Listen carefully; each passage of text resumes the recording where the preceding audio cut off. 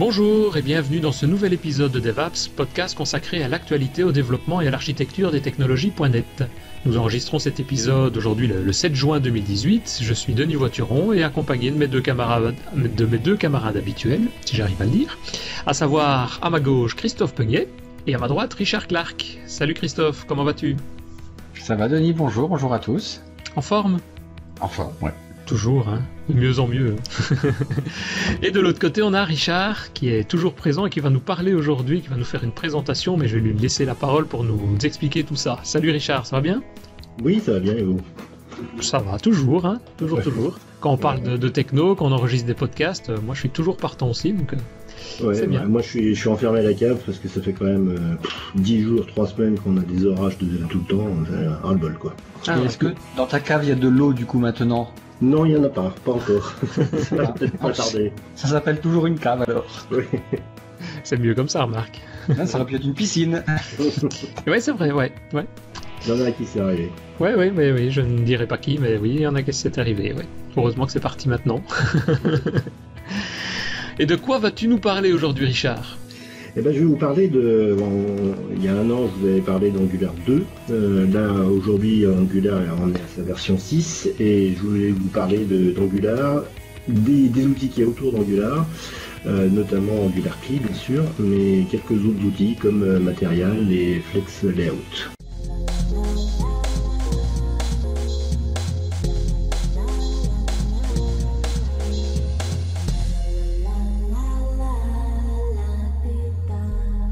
En web, c'est vrai que j'ai l'impression qu'Angular, pour le web évidemment, puisque là on est côté développement web, ça a de plus en plus, à l'heure actuelle, de plus en plus de mise en avant, je vais dire, par rapport... Moi, tous les projets sur lesquels on parle maintenant, c'est des développements serveurs avec des web API, souvent en .NET Core par exemple, ou en .NET, et l'interface web en Angular. Je sais pas de votre côté si c'est la même chose, mais... Alors moi, tous mes développements web, c'est Angular maintenant. Ah oui, t'es parti là-dessus aussi, toi, Christophe. J'adore. En fait, je comprends pas pourquoi je l'ai pas pris si tôt. Donc c'est parce que c'était peut-être encore du brouillon. Mais je suis bluffé. Sincèrement, je suis bluffé. Quand je voyais, j'ai fait des projets brouillons comme ça directement en Java, en jQuery. Ça a été dur de se mettre à Angular, mais maintenant, avec du recul, je dis mais putain, mais quel bordel j'ai fait avec du JavaScript. Je dis pas que le JavaScript est bordélique, mais si en fait. Si, ouais. Et c'est la même réaction que j'ai eue en commençant les projets il y a quelques mois avec Angular où j'ai commencé à regarder. Je me dis enfin quelque chose. Je retrouve un peu ce que je retrouve avec le C# où on a moyen de prendre du plaisir à développer, à faire quelque chose de clair, de propre. Quand on doit rechercher quelque chose, on s'y retrouve, etc. Ce que j'avais jamais côté web. Et avec Angular, on commence à retrouver ça et je trouve ça pas mal. Et moi, je trouve la machinerie extraordinaire parce que si tu veux, ce qui est un peu étrange, c'est que quand tu vas déployer ton application, côté web, tu t'en fiches, tu sais pas, tu pousses quelque chose, tu sais pas comment on s'est fait. Enfin, moi, je m'emmerde pas à le savoir. Hein. Et voilà, tu pousses un gros paquet, un gros truc qui s'appelle le vendeur JS, hein, au moins en tout cas là. Et puis à l'intérieur. Écoute, rien à péter, quoi. C'est là, alors qu'auparavant, tu avais tes fichiers indépendants, tu savais comment tu structurais déjà l'arborescence côté hébergeur. Ouais. Bon, maintenant, t'envoies quelque chose de... Enfin voilà, ta préoccupation, elle est vraiment dans le code structuré côté métier. C'est ça. Ouais. Et j'aime vraiment bien. Et puis effectivement, sur le web, tu trouves une tonne d'informations, c'est riche, c'est bien foutu. Donc en fait, je suis parti là-dessus grâce à tes vidéos, Richard, qui m'ont mis... dessus sur ta page YouTube. C'est ce que j'allais dire aussi, c'est un merci à Richard de nous avoir présenté moi à l'époque Angular et d'avoir pu creuser ça un petit peu, donc et de pouvoir utiliser ça maintenant tous les jours, puisque maintenant c'est un projet, enfin j'ai 2 projets sur lesquels on travaille avec Angular, donc c'est cool. Bien. Vas-y Richard, à toi. Ouais. Oui, donc l'idée c'est de montrer dans un premier temps comment monter son projet from scratch avec Angular. Donc ici j'ai créé un dossier test A6 puisqu'on en est à la version 6. Donc je vais aller en mode de commande. Voilà. Donc là Rassure-nous, tu vas pas nous représenter le b.a.-ba d'Angular comme ça a déjà été le fait dans un des derniers podcasts que tu avais présenté. Non. C'est quoi l'objectif ici? L'objectif, c'est surtout de voir quelles sont les astuces un petit peu avec Angular CLI, quelles sont les nouveautés de la version 6 d'Angular CLI et d'Angular tout court. Et ensuite, on verra comment utiliser des composants comme Material, Angular Material, qui permet de faire des applications web style Material très poussées et très rapidement. Ah ouais, ok. Ouais. Ah bah c'est bien. Donc là, je suppose que vous avez Angular CLI qui a été installé. Donc on a les lignes de commande ng.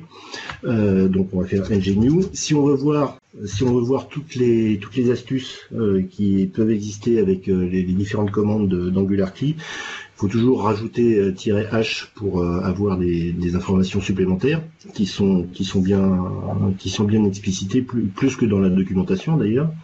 Ah ouais. Ça reste le help. Ça reste le help, effectivement. Et toi, tu conseilles d'aller par là? Parce que moi, souvent, quand j'ai des questions, je vais voir dans la doc. Mais si tu me dis qu'il y a plus d'infos dans l'aide qui se trouve là, moi, quand j'ai des questions, je fais pas encore comme vous. Moi, je vais sur le Slack de DevApps et je pose la question. C'est une autre astuce, ouais. C'est vrai que ça va parfois plus vite, ouais, et puis c'est plus rapide parfois. On a un moteur de recherche automatique qui s'appelle Richard et c'est un bot. Donc là, l'intérêt, c'est que on voit à peu près toutes les possibilités. Donc ici, je vais faire un ng new demo 6, c'est donc le nom du projet. Et il y a un certain nombre d'options, on peut activer ou non. Donc il y en a une, par exemple, qui est de routing, qui permet de gérer un nouveau composant, un nouveau module à l'intérieur de votre projet, qui permettra d'isoler tout ce qui est routing au sein de votre application. Il y a une chose que je supprime ici, qui est l'ensemble des tests unitaires. Donc je fais un -S majuscule pour les retirer. Au niveau des styles, je vais vouloir être en SCSS, c'est-à-dire en SAS, pour pouvoir faire des modifications au niveau, enfin créer des variables SCSS que je pourrais utiliser au sein de mon application. Et après, je fais un -D. D, c'est l'équivalent de dry run. C'est pour voir ce que ça va me générer. Donc, quand je fais Enter, donc avant de générer concrètement mes fichiers, je peux faire un -D pour voir ce que ça va me générer. Donc ça c'est intéressant parce que des fois dans les lignes de commande on oublie un certain nombre de choses et du coup là on sait ce qui se passe. J'ai juste un problème maintenant, c'est que tout ce que tu me montres ici, j'aurais dû le savoir il y a 4-5 semaines quand j'ai commencé à faire les définitions des projets. Ouais. Parce que du coup maintenant il faut pas que je recommence tout, quoi. C'est le projet déjà créé. Donc là je lance -D. Sans -D pour générer concrètement mon application. Ah oui, c'est bien parce qu'effectivement, quand tu mets le -D, il te dit voilà, je crée ça et tu as la liste, le log en gros en disant j'ai créé telle page, mais il va pas rechercher tous les packages NPM, alors que quand tu mets pas le -D comme c'est le cas maintenant, là il passe 3 heures à aller rechercher tous ces paquets NPM parce qu'il y en a une tripotée, quoi. Il y a une tripotée, ouais. Donc là maintenant je vais pouvoir lancer VS Code. Hop. Lancer une nouvelle fenêtre.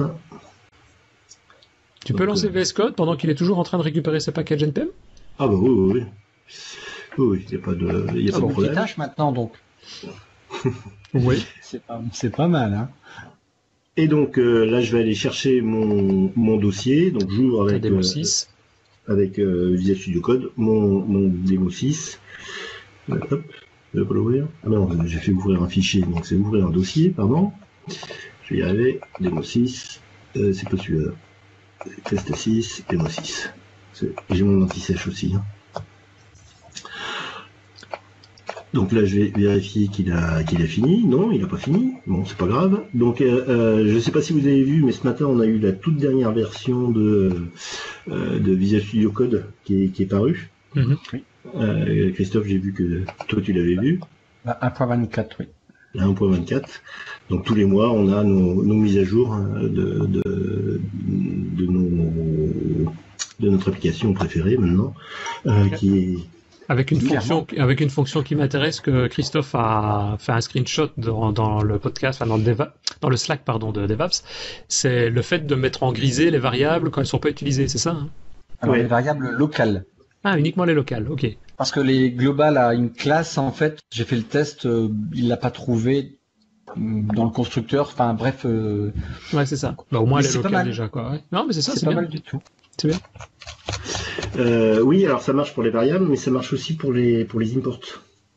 Ah, ça c'est cool. Les imports que tu n'utilises pas ou plus. Ouais, ça c'est bien ça. On avait ça dans Visual Studio à l'époque où je l'utilisais. Bah il y a toujours. Hein. Je plaisante. On pouvait faire sur les using un clic droit, je sais plus comment, mais ça permettait de. Ouais. Au départ, c'était l'outil. Non, je sais plus. Enfin, maintenant c'est nativement. Ouais, non, il te met en grisé. Ouais. Mais ils sont en train de s'importer des fonctionnalités d'un outil, enfin d'un éditeur à l'autre, parce qu'il y a des fonctionnalités de Visual Studio, donc VS 2017, qui se retrouvent dans VS Code maintenant, et l'inverse aussi. Il y a des fonctionnalités qui sont dans VS Code et qui arrivent dans Visual Studio. Notamment une des dernières que j'ai vues, c'est tu peux maintenant créer dans VS 2017, créer un point editor config, config editor, qui te donne des styles en quelque sorte que tu peux appliquer quand tu développes. Donc les tabulations, le fait de mettre les accolades au début, à la fin, ou des choses comme ça, eh ben, tu peux personnaliser ça dans VS Code, on pouvait, avec le même type de fichier. Bon, on peut faire la même chose maintenant dans VS 2017. Je viens de consulter en effet les imports, là j'ai 2 imports qui sont en gris, c'est vrai que c'est pratique, j'avais pas remarqué du coup. Ça c'est génial. Un jour ça serait bien, monsieur Richard, que on puisse faire l'optimisation d'une application TypeScript, les bonnes et les mauvaises pratique, le clean code un petit peu. Oui. Alors si vous voulez, j'ai un support qui vous permettrait peut-être de dire ça, c'est vraiment pas bien. Le code avant, il te faut le code après, c'est ça? J'ai le code avant, si vous voulez.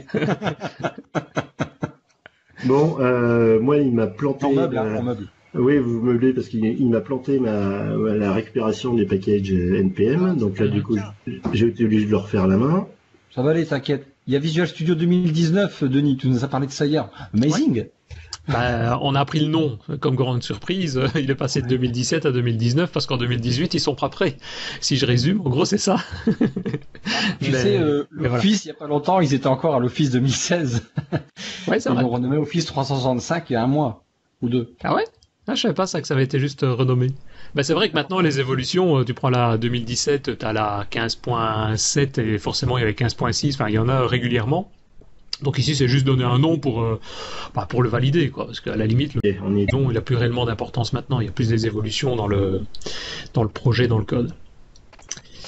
Tout à fait. Voilà, ça y est, on y est arrivé. T'as récupéré t'as pu installer tes packages NPM. Mais c'est vrai que c'est pas la première fois, moi. J'ai déjà eu ça de temps en temps où NPM, il bloque, enfin, pas fréquemment, mais il bloque de temps en temps pour récupérer les packages. Contrairement à NuGet, je trouve que NuGet est plus simple à ce niveau-là, d'avoir des zips et de récupérer les zips ici. Je sais pas, récupérer une tonne de fichiers, je trouve ça embêtant. Bien, bon, donc là je fais apparaître ma console, mon terminal pour pouvoir tester mon application. Donc comme si vous avez déjà utilisé AngularCli avec ngServe, on a tout de suite le résultat. On peut lancer le serveur et voir le résultat à l'écran. Parmi les nouveautés, moi je crois que c'est déjà avec la version 5, la compilation est en type AOT, donc ce qui permet de vérifier également la validité des templates à l'intérieur de votre application. C'est quoi ça? Tu peux expliquer ce que c'est l'AOT et les templates? L'AOT, quand tu fais une build en production de ton application, il va aller vérifier à l'intérieur des templates de ton application, donc les fichiers HTML, si les variables, par exemple, ou les méthodes qui sont à l'intérieur sont valides. Alors, pour des raisons d'optimisation, pas de vitesse de traitement, ce qu'il ne fait pas en mode jaillir, en mode debug, quoi. Ah oui, ok. Donc ça permet de vérifier véritablement complètement à l'intérieur de son application si tout fonctionne correctement. Donc ici j'ai bien dans mon localhost mon application par défaut qui est générée. Donc à chaque fois j'ai mon truc qui apparaît. Hop, voilà. Donc, parmi les choses que je voulais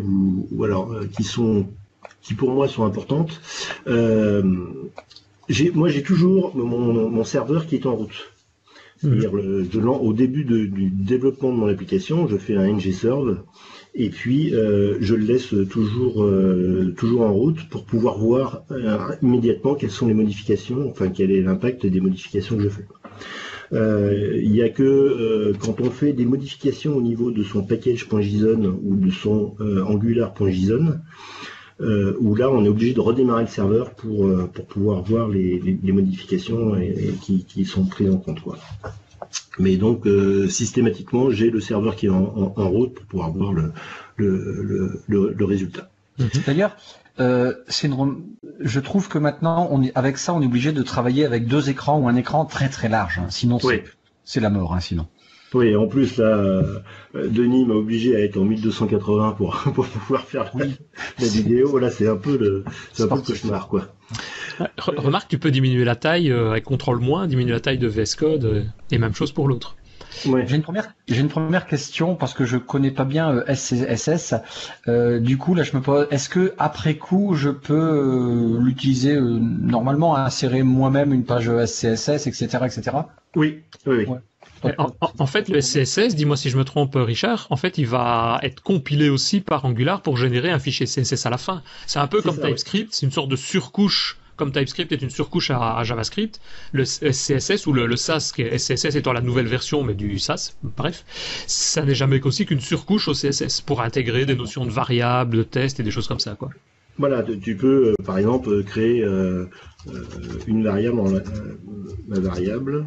Donc ça, tu mets $, ma variable. Ma variable égale, etc., quoi. C'est ça. Et ça, après, de pouvoir l'utiliser. Donc, notamment, par exemple, pour les histoires de thèmes, de couleurs, ou par exemple si vous voulez définir une marge entre vos entre les différents éléments graphiques au sein de votre application, vous allez dire je veux que ma marge par défaut elle soit de 8 pixels. Et pour être sûr d'avoir quelque chose d'homogène au sein de son application, on va utiliser cette variable plutôt que de retaper 8 pixels à chaque fois, quoi. Ouais, c'est ça. Donc c'est assez pratique, quoi. Et c'est vrai qu'il y en a beaucoup de fournisseurs de composants. Je suppose que tu vas peut-être le parler, ou je sais pas, celui que tu comptes montrer tout à l'heure, mais moi j'utilise souvent aussi, c'est Kendo, Telerik Kendo UI Angular. Il fait la même chose. Il demande de créer un fichier de type SCSS parce que dedans, notamment les couleurs des styles sont mises en variable, quoi. Et comme ça, c'est plus simple à les gérer. Bien, donc ensuite, alors au niveau de l'organisation de notre application, donc on a des composants, on va avoir des services, on va avoir des entités qu'on va manipuler. Donc là, au niveau d'Angular CLI, on a tous les outils qui nous permettent de gérer ça. Donc là, je vais ouvrir une nouvelle console dans Visual Studio Code, et donc là, je vais pouvoir utiliser la commande ng generate. Donc je vais générer quoi? Je vais générer un composant, donc je vais ng generate c, et ensuite je donne le nom de ce composant. Donc là par exemple je vais l'appeler home. C'est marrant qu'on dit le mot composant parce que moi maintenant j'ai pris la notion un composant est une page, en fait. Ouais. C'est vrai. Pas forcément. Moi, je sais que c'est un peu comme ça que je le vois, quoi. Oui, mais au sein de mes applications, ça permet aussi si tu veux, de pouvoir isoler la logique de certains éléments visuels. C'est-à-dire que quand tu as une page qui est un peu complexe, tu peux dire cette partie-là c'est un composant qui va l'afficher. Oui, c'est un mélange entre un composant et un user control, comme par exemple moi j'ai un composant, c'est la barre, tu sais, c'est le menu tout en haut. Oui. Ou alors quand tu as des listes et qu'à l'intérieur de tes listes tu affiches donc un certain nombre d'items et que ces items ont une logique qui est un petit peu complexe, c'est bien de créer un composant pour celui-là. Juste une remarque, Richard, avant que tu continues. Je ne sais pas si tu veux en parler après de l'aspect multi-projet d'Angular, qui est arrivé d'Angular 6. parce que je trouve que c'est quelque chose d'intéressant. Ici, tu fais un ng généré de C home, donc tu fais la génération d'un composant, mais tu peux rajouter un -project pour spécifier le projet quand tu as demandé évidemment de faire la création d'une solution en quelque sorte Angular multi-projet. Nous, on commence à faire ça pour séparer, par exemple, on a une bibliothèque de composants customisés, personnalisés, machin, ou des modules différents. Et ben, on peut donc du coup demander dans quelle partie, on va dire, dans quel projet. Ça ressemble un peu plus aux solutions et aux projets qu'on retrouve dans Visual Studio classique. Bien. Voilà. Du coup, moi, il m'a généré mon composant home. Qu'est-ce que je voulais rajouter? Pardon. Oui, donc ça c'est donc un composant assez classique. Je vais rajouter juste ici dans le routing le fait d'afficher cette page home. Tu t'avais pas demandé de créer les routes dans un autre module, si je me rappelle bien?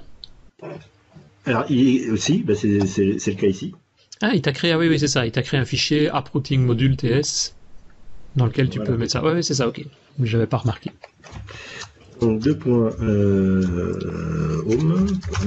Donc là, tu crées les routes en faisant le tableau de route pass 2.home, component égale, component 2 points.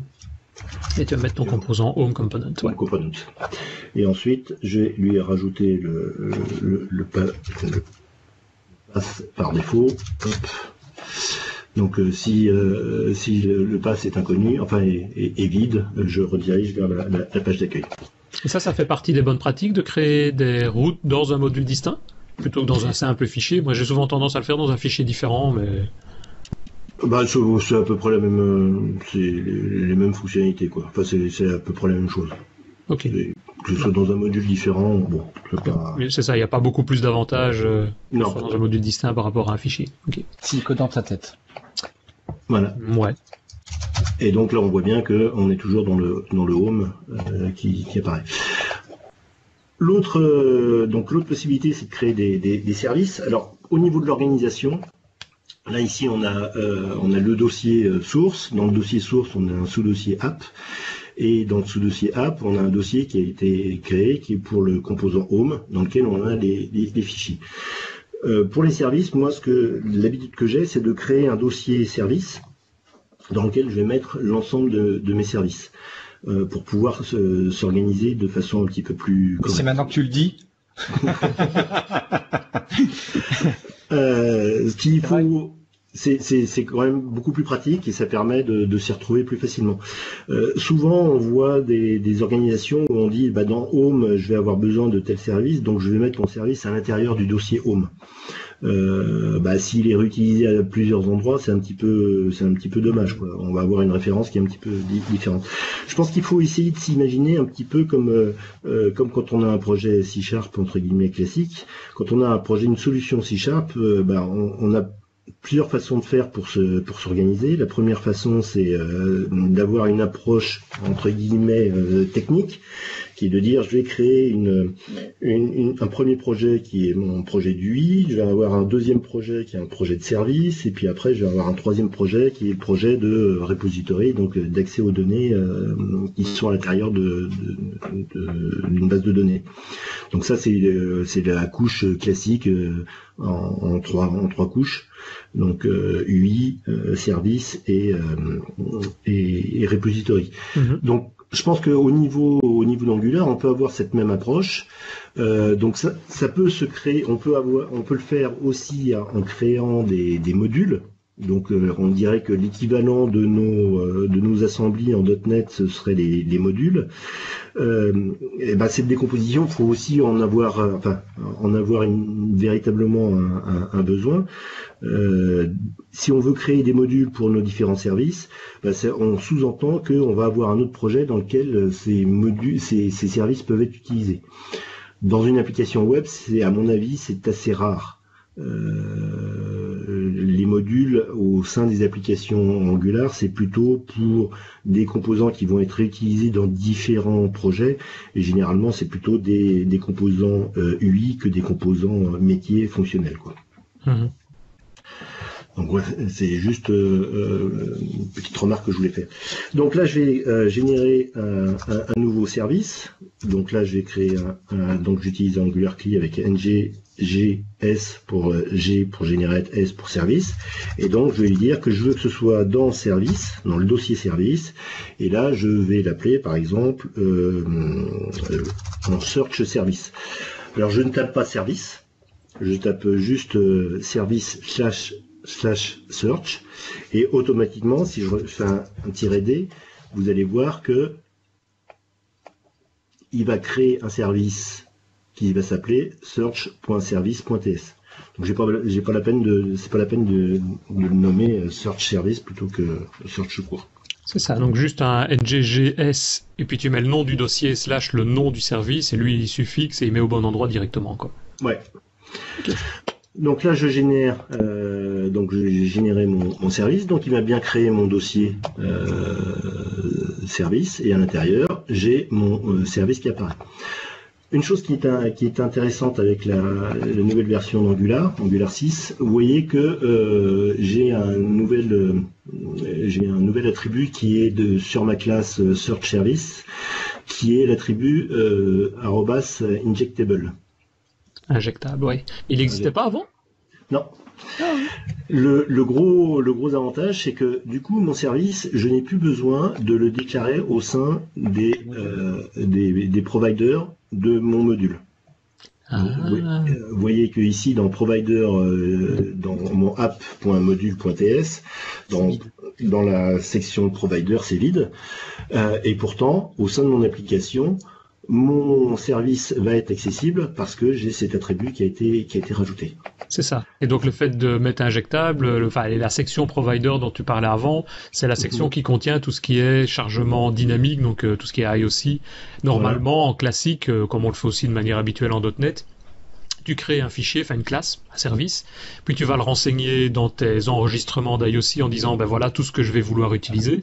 Et ici, le simple fait donc de mettre @injectable au-dessus de ta classe, de ton service, automatiquement il va être reconnu par Angular et il va faire lui-même l'injection, on va dire, dans le serveur, dans l'injecteur d'IOC, quoi. Ouais. Donc ça permet d'avoir des fichiers app modules qui sont beaucoup plus clean. Ah ouais. Donc si tu fais ton routing, tu le déclares dans un autre module. Donc déjà tu enlèves toute cette partie de routing au sein du fichier. Les services n'existent plus à l'intérieur de ce fichier, donc tu ne te retrouves plus qu'avec les autres modules dont tu as besoin. Ouais, les autres modules, c'est les déclarations. Est-ce que du coup, ça allège le démarrage de l'application ou pas ? Non, ça n'a aucun impact là-dessus. Non. Techniquement, quoi, derrière, il va lui-même regarder tout ce qui est flagué @injectable, il va lui-même le mettre dans providers de manière cachée, je suppose. Ouais. Donc, je vais rajouter maintenant une nouvelle entité. Donc là, ngGenerate, toujours pareil. Si vous voulez savoir ce qu'on peut faire comme génération, toujours le -h. Donc là, vous voyez que vous avez l'ensemble des options possibles. Alors vous voyez que quand je fais ngg-h, dans l'aide, il met voilà quels sont les schematics qui sont disponibles. Et il n'utilise pas le mot template ou ce genre de choses, mais il utilise le mot schématique. On peut faire interface. Pardon ? On pouvait faire interface. Alors tiens, à noter ce qu'on disait en off, parce que moi je suis arrivé dans Angular et j'ai directement mis AngularCli comme à la bonne école, mais je ne savais pas que c'était toutes ces commandes-là faisaient partie d'AngularCli et je me posais la question. Donc sans ça, c'est tout à la main. Oui. Donc on doit créer nous-mêmes, ajouter un fichier, le nommer comme ça, le déclarer à tel endroit, etc., etc. Oui. Je me pose la question pourquoi c'est pas natif quand on fait AngularCli devait être de base, quoi. Ça devient indispensable en tout cas. Bah, c'est très pratique. Maintenant, j'allais dire, c'est un outil, donc c'est pas le moteur, quoi. Donc c'est normal. C'est pas le moteur, ouais. Mais voilà. Donc, alors on reviendra sur les schématiques parce qu'il y a eu des grosses avancées avec la version 6, et notamment on verra tout à l'heure quelles sont les choses qu'on peut faire avec ça. Donc je vais faire un ngGenerate interface, et là je vais le mettre dans le dossier entities. Donc je fais entities / et là je vais l'appeler search result.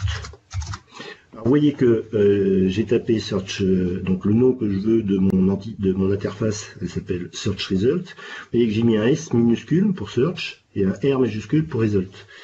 Et donc automatiquement il va détecter ça et au lieu de me créer un fichier search result, il va me créer un fichier search-result pour avoir c'est des normes de nommage au sein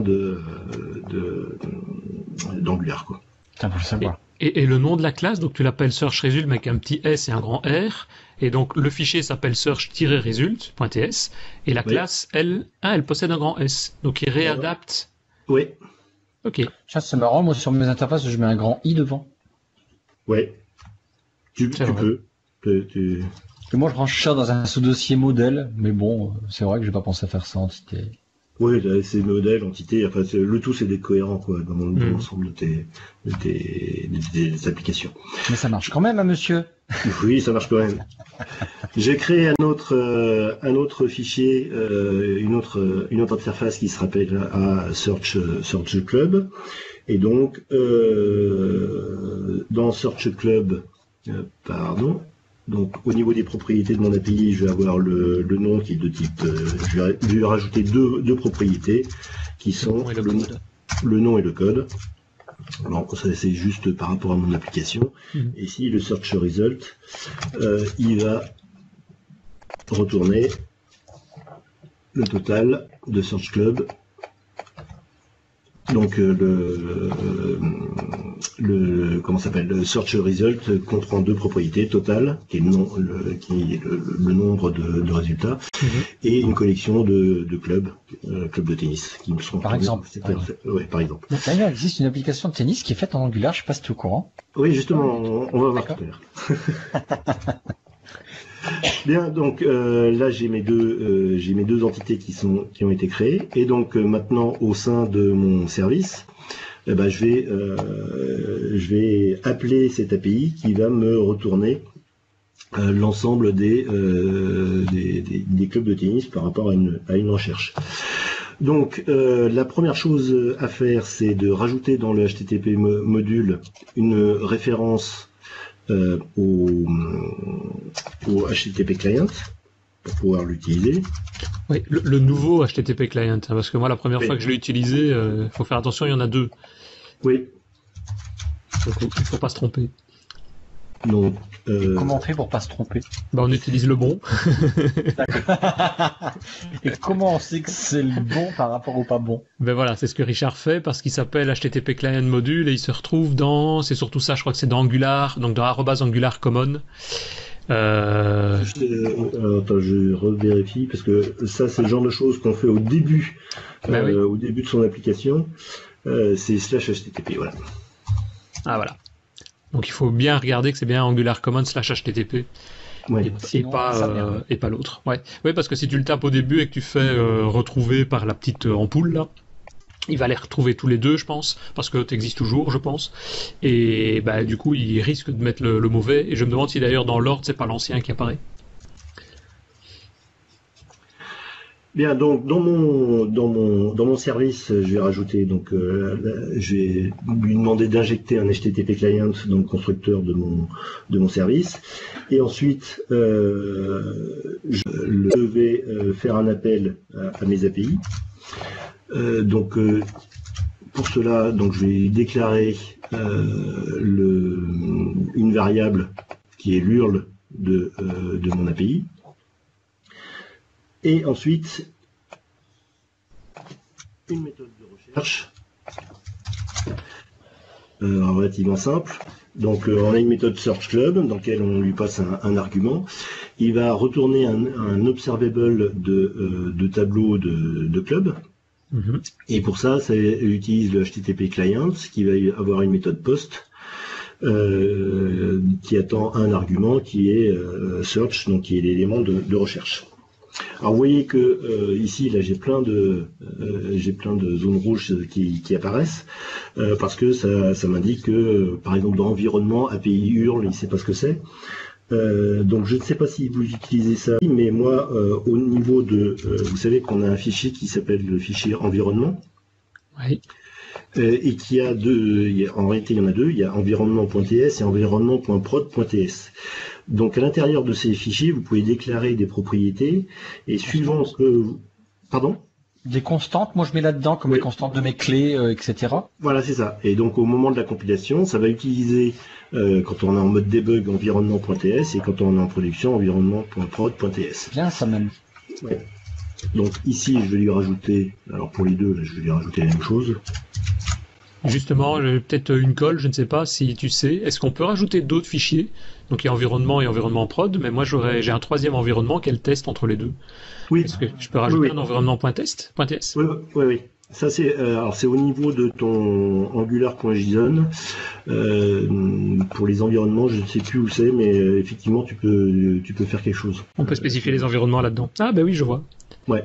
Nous on fait pas de test en fait. Il y a production file replacement dans AngularJSON et tu spécifies comment tu vas faire par quoi tu vas remplacer tel fichier par tel autre. Ouais. Intéressant. Donc comme ça on peut rajouter d'autres environnements dans le truc. Ouais, tu peux faire en UAT ou ce genre de choses quoi. Ouais, c'est ça. Un environnement d'acceptance et voilà. Donc, j'ai créé mes deux... voilà, je reviens à mon service. Donc, alors une chose importante, c'est qu'avec la version 6 d'Angular, une des grosses modifications, enfin, c'est celle qui pose le plus de problèmes quand vous voulez faire de la migration entre une version Angular 5 et une version Angular 6, c'est que Angular 6 utilise maintenant RxJS version 6. Mm-hmm. Et donc il y a eu énormément de modifications entre la version 5.5 et la version 6 de RxJS, ce qui fait que la première fois où vous faites l'update de votre application Angular, et vous avez tout qui plante. Donc c'est un petit peu, il faut aller voir un certain nombre de fichiers pour faire les modifications. Mais donc tu avais donné une URL à un moment donné quand Angular 6 est sorti, je ne l'ai plus de mémoire comme ça, on pourra la mettre dans les notes de l'émission, qui donne la migration, enfin qui donne les étapes à suivre, c'est une checklist en gros. Alors, il te dit, tiens, voilà, tu choisis la version dans laquelle tu es, Angular 5 ou 4 ou peu importe, et il dit, je vais te migrer sur 6 et voilà tout ce qui doit être fait. Oui, alors outdated, non, c'est pas ça. Non, oui, peut-être, je sais plus quel est le lien, mais la principale astuce pour pouvoir passer correctement, c'est de rajouter un nouveau package npm qui est rxjs-compat. Ah oui, c'est ça. Donc quand vous rajoutez ce rxjs-compat, il va s'adapter avec l'ancienne version de rxjs et donc votre projet fonctionnera correctement. Le seul problème, c'est que vous bénéficiez pas de toutes les nouveautés, notamment au niveau de l'optimisation de la compilation de la version 6 d'Angular. Donc l'idée, c'est dans un premier temps de rajouter ce RxJS compat pour pouvoir migrer votre application et petit à petit supprimer tout le code qui utilise l'ancienne version de RxJS. Mais ça prend du temps et franchement c'est pas simple. Et en plus, là où ça peut être gênant, c'est quand vous utilisez des composants extérieurs. Ces composants extérieurs, eux, ils peuvent utiliser RxJS 5.5. Ils n'ont pas forcément été mis à jour. Et donc, du coup, vous êtes obligé d'avoir toujours cette compatibilité pour des composants qui sont extérieurs. Ouais, c'est ça, ok. Donc, je reviens sur ce qu'on a dit tantôt. Le site, c'est update.angular.io. Et si vous allez là, vous avez deux listes avec d'autres paramètres éventuellement, et ça permet d'afficher tout ce qui doit être fait pour pouvoir migrer, dont notamment le script dont tu viens de parler se retrouve dedans aussi. Donc là, je vais rajouter les références qui lui manquaient. Donc pour l'observable, maintenant, l'observable, il est dans juste le namespace RxJS. Ah, il n'est pas dans RxJS/observable? Ça, c'est pour le 5.5. Justement, c'est dans les entre guillemets les nouveautés, quoi. Donc c'est là où il faut faire attention. Et vous voyez que, alors, au niveau de mon code, quand j'appelle l'API, elle me renvoie le nombre total de clubs plus le tableau des clubs. Moi, ce qui m'intéresse au niveau de mon service, c'est de ne renvoyer que le tableau des clubs. Le total, je m'en moque un peu. Donc, vous voyez que j'ai utilisé les pipeable, enfin les opérateurs pipeable. Donc, j'utilise la méthode pipe de RxJS. Tu sais expliquer ensuite, ce que c'est ça? Parce que ça, j'ai jamais regardé, moi. Moi, je comprends rien du tout en pipe et map. Ouais. Alors, pipe, si, comme son nom l'indique, c'est un pipe. Un pipe. Donc, tu peux rajouter un certain nombre de méthodes à l'intérieur du pipe. Par exemple, tu peux faire des filters. Tu peux faire, par exemple, un filter de R. Quelque chose, quoi. C'est-à-dire que tu peux rajouter un certain nombre d'opérations à l'intérieur du pipe. Mm-hmm. Avant de renvoyer le résultat au consommateur, entre guillemets. Donc si je vois ici par rapport au code que tu as mis, ta méthode post, elle récupère, t'as demandé un search result, donc ça te va te renvoyer un objet qui contient tous tes résultats. Et ce tableau de résultats, en gros tu fais un pipe pour pouvoir après rajouter des méthodes de tri, de filtre, un peu comme le link, quoi. Voilà, c'est ça, oui. Ok, donc pipe est équivalent, on va dire, à donne-moi accès à toutes les opérations link qui existent en C#. Oui. Donc on peut faire des choses qui sont assez sophistiquées. Hein. Par exemple, on peut faire un retry.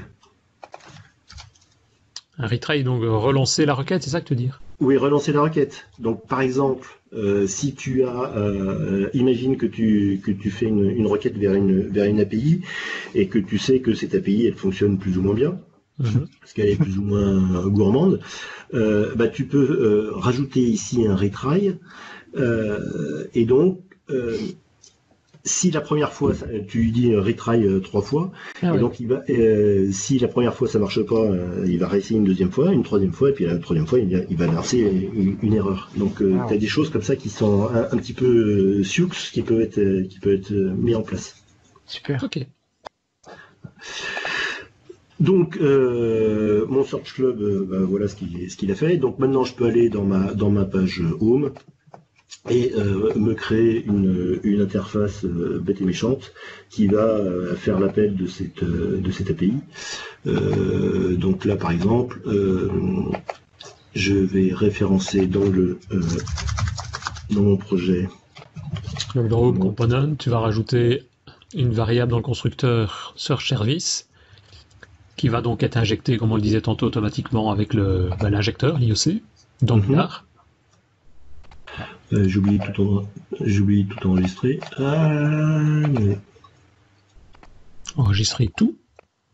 Ça c'est une remarque, je sais pas si tu as vu, je sais pas si tu l'utilises ou Christophe, dans Fichier, tu peux demander de automatiquement enregistrer, donc de faire des autosaves. Moi, ça m'arrive de temps en temps de faire ça, je trouve ça pratique. Autosave, ouais, mais à chaque fois, il relance mon serveur et je me dis, mon propre ordinateur va devoir travailler. Ah bah oui, mais c'est son boulot, donc tant pis pour lui. D'accord, et ça, c'est une ligne de commande dans Visual Studio Code? Pour faire l'autosave? Oui. Non, c'est dans VS Code. Tu vas dans Fichier, tu as une case à cocher, en gros, là où il y a les saves, qui est autosave. Tu as juste besoin de cocher. Du coup, tu dois plus sauver, quoi. Mais effectivement, il relance à chaque fois, donc forcément, il te lance plein d'erreurs quand tu tapes. Voilà, c'est ça. Bah écoute, je viens de le cocher, on verra bien si ça me fait chier. Pardon, excusez-moi. Ouais. Donc pendant ce temps-là, il y a Richard qui continue à taper son code, donc. Combo les bains. Ouais, Combo les bains, oui. Donc il a rajouté son search service en constructeur dans le constructeur, en variable privée. Et puis derrière, il a créé une propriété ou une variable search text de type chaîne de caractères qui contient combo. Oui, en fait, il faut plaindre les gens qui nous écoutent en podcast. Là, franchement, cette fois-ci, c'est mort, les gars. C'est vraiment sur YouTube. C'est pour ça qu'on explique. Mais là, je comprends pas pourquoi. Ah oui, d'accord. Oui, donc en gros, je crée une première variable qui va être la variable de recherche. La variable de recherche, et une deuxième variable qui est club avec un S, qui est donc l'ensemble des clubs trouvés. Des clubs trouvés, quoi. Ouais. Il faut faire la recherche maintenant. Pourquoi t'as pas déclaré que c'était un string search text? Oui, parce que Richard, il a fait search text égale directement combo. Entre côtes. Oui, je mets 2 points string aussi. Entre côtes, arrête, j'ai midi, j'ai faim. Et non, alors je sais pas. Vous voyez, si je mets. Oui, j'ai pas compris pourquoi il te mettait une erreur le pépère. Vous voyez qu'il est souligné. Donc pourquoi? Parce que j'ai installé TSLint comme extension.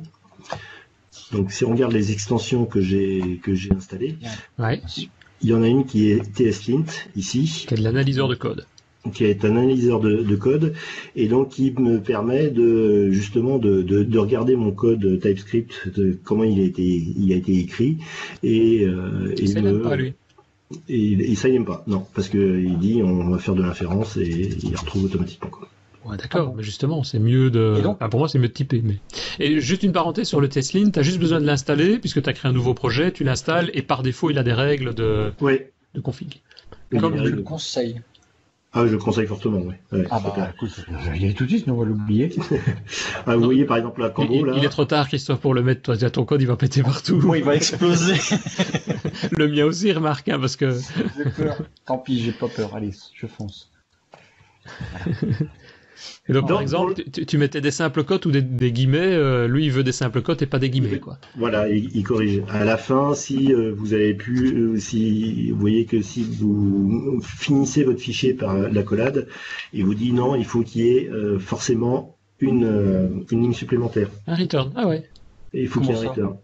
Oh là là, il chipote, mais c'est bien. Est-ce que c'est pour du clean code finalement aussi? Absolument, oui. Oui, ça permet d'avoir quelque chose. Oh là là, le boulot qu'il va avoir le pauvre.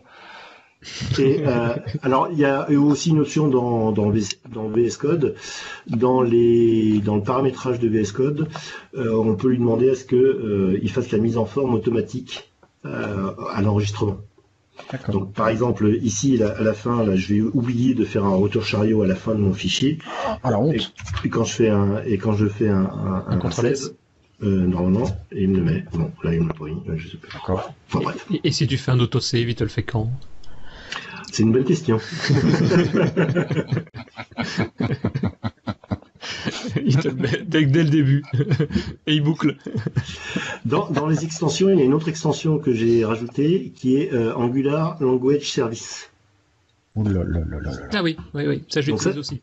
Ça a été fait par l'équipe d'Angular, donc on peut se dire que c'est quelque chose qui est solide, hein, c'est pas un petit développeur qui a fait ça dans son coin, et ça vous rajoute des fonctionnalités qui sont assez intéressantes.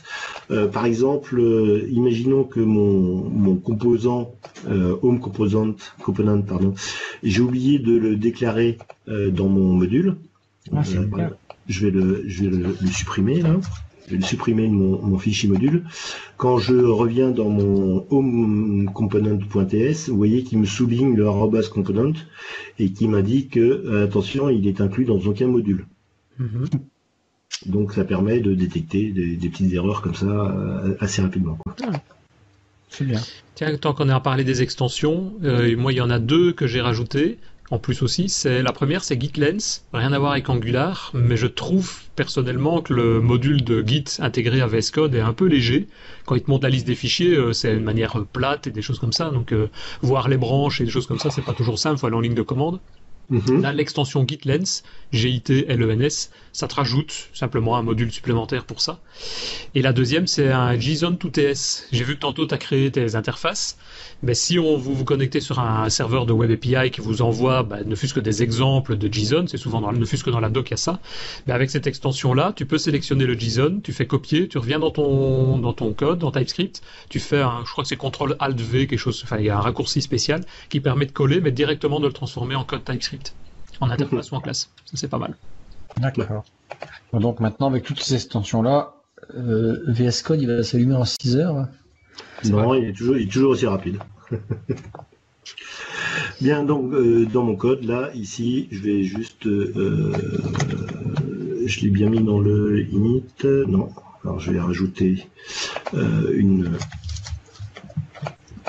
au sein du template, donc je vais rajouter une forme.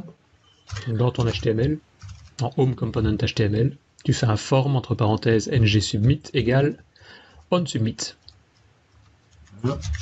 Et ensuite, on va faire un input. Un input type texte. Et tu mets entre la banane là, donc la banane dans la boîte, donc crochet parenthèse ngModel égale search text. Donc ça c'est pour relier ton contenu bidirectionnel, aussi bien dans un sens que dans l'autre, à ta propriété search text. Et puis tu fais un bouton submit. que tu mets comme libellé recherche. Ok. La banane dans la boîte. Une banane dans la boîte, ouais. C'est les crochets avec la parenthèse à l'intérieur. Parenthèse, c'est la banane et les crochets, c'est la boîte. C'est très fin, n'empêche, toute cette méthode-là avec les crochets, sans les crochets, avec les parenthèses, sans les parenthèses. Je trouvais qu'au départ, c'était pas évident quand même à comprendre cette syntaxe. Ouais, mais c'est vrai que c'est pratique. Enfin, une fois qu'il faut s'habituer, mais une fois qu'on s'habitue, ouais. Non, tout à fait. Et là, Richard fait un div avec un Astérix NG4, Let Club of Clubs. Donc, il va parcourir tous les clubs. On dirait qu'il parle flamand. Tu sais que... Let Club of Clubs? Bah, ça fait un peu flamand. Ouais, peut-être. Ça veut pas dire grand-chose, hein. En flamand, du cas. J'en sais rien. En TypeScript, oui, mais en autre chose, non. Donc, vous voyez que ici, dans mon template, il m'a souligné la ligne où j'ai marqué la boîte NG model. La banane dans la boîte est soulignée en rouge. Voilà, et quand je vais voir à l'intérieur, vous voyez qu'il me dit attention, NG model, je sais pas ce que c'est. Donc ça peut m'interpeller au niveau de mon vécu quelque part, et donc ça permet de me rappeler que ici je n'ai pas référencé le form module. Donc il va falloir que je rajoute au sein de